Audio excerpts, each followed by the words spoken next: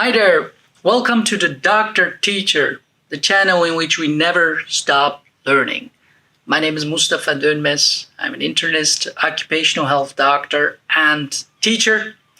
And this week's topic is related to my golden mainstays for taking a medical history.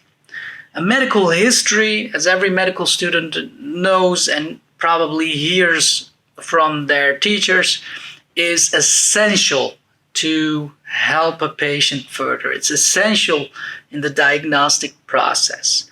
And it's still one of the cornerstones, even though we have diverse imaging techniques, lab techniques. It starts with the history of a patient. And so it's very important to be able to take a good medical history. And in this YouTube film, I want to talk about three main tips, three main things that to this day I keep doing and I advise you to also do. And three main seemingly simple ways to take a good medical history. So let's start. The first one is probably the most difficult one, because the first one is be silent.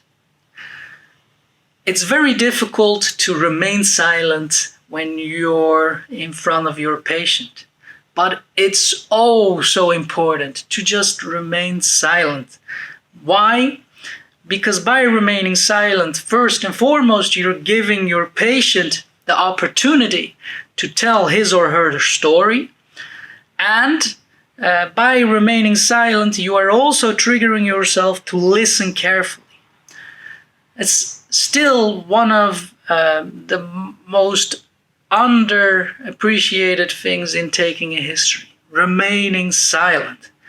Even when it looks like the patient stopped speaking, trust me, if you just remain silent a few seconds more, I guarantee you your patient will keep talking. And in that continuous talk, they're usually, because a patient also wants to fill that silence. And so it's important to let them do the talking, especially at the start of the process of when you're meeting your patient, because that's when your patient will tell you why he or she has come to you, what he or she has is complaining about.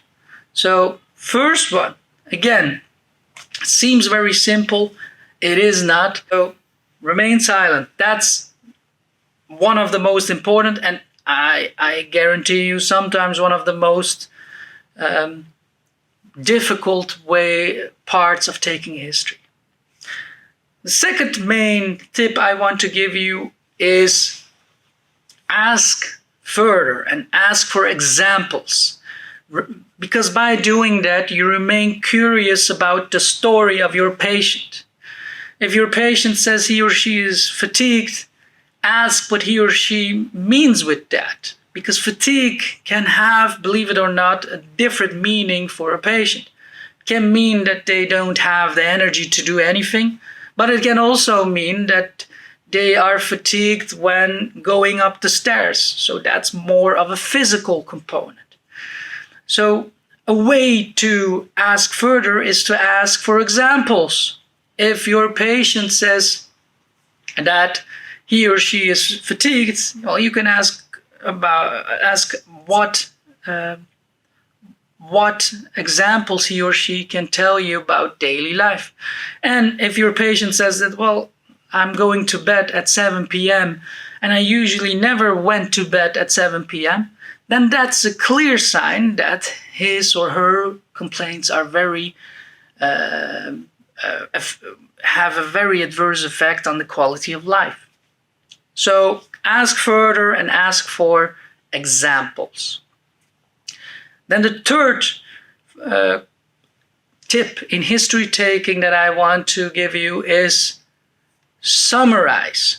and summarize a couple of times when you're talking with your patient. Because by summarizing, you are doing a couple of things. First, you are showing your patient that, hey, I've listened to you, and this is what I've taken from what you've told me. And secondly, by summarizing, you're also giving the opportunity for your patient to add things that you've missed or change things about what you've interpreted. So summarize. And what I sometimes also do is, after I've talked about the treatment options, I'll ask the patient to summarize it for me, because then I'll know as a doctor that my patient has understood what I've told him or her. And by doing that, you can at least lower the chance of miscommunication. So that's it. My 3 main tips in taking a medical history. Silence. Remain silent and let your patient talk, especially early on in the consultation. Secondly, ask further. Ask for examples. By doing that, you'll remain curious. And finally, summarize a couple of times in the consultation. Those are my golden tips for a successful consultation. Leave a comment, and if you really like our channel, subscribe. It really helps, and I'll see you next time.